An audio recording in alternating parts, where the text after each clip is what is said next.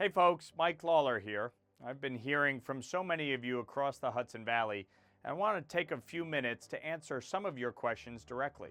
So let's dive in. First up, Amy from Mayapack asks, whatever happened to your legislation to increase the SALT tax deduction for married couples? Great question, Amy. I reintroduced legislation this January to increase the cap on SALT to $100,000 for single filers and $200,000 for married couples filing jointly. This is still a top priority for me, as no New Yorker should be punished for the cost of living here. This bill is part of a broader effort to tackle the affordability crisis millions of New York families are facing. Right now, we're in the middle of negotiating the tax bill as part of reconciliation. So I hope to have a final answer for you shortly on how high we're going to be able to lift the cap on SALT. Next, Maureen, also from Mayapack, asks, how will you protect Medicare and Medicaid from reductions in services? Well, Maureen, I share your concern.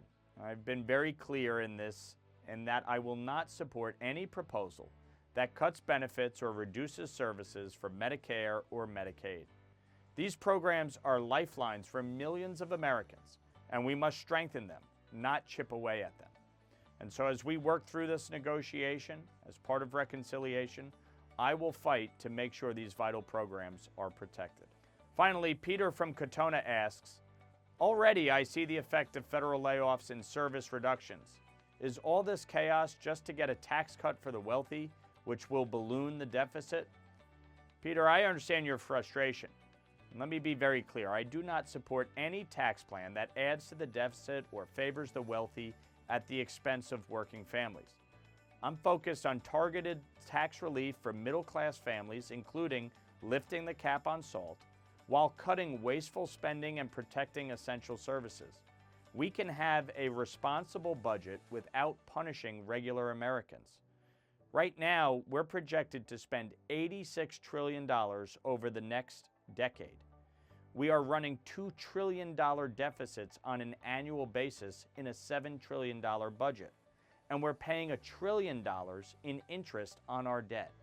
Something's got to give, and so we need to balance all of the considerations, protect vital services, while cutting out the waste, fraud, and abuse within the system.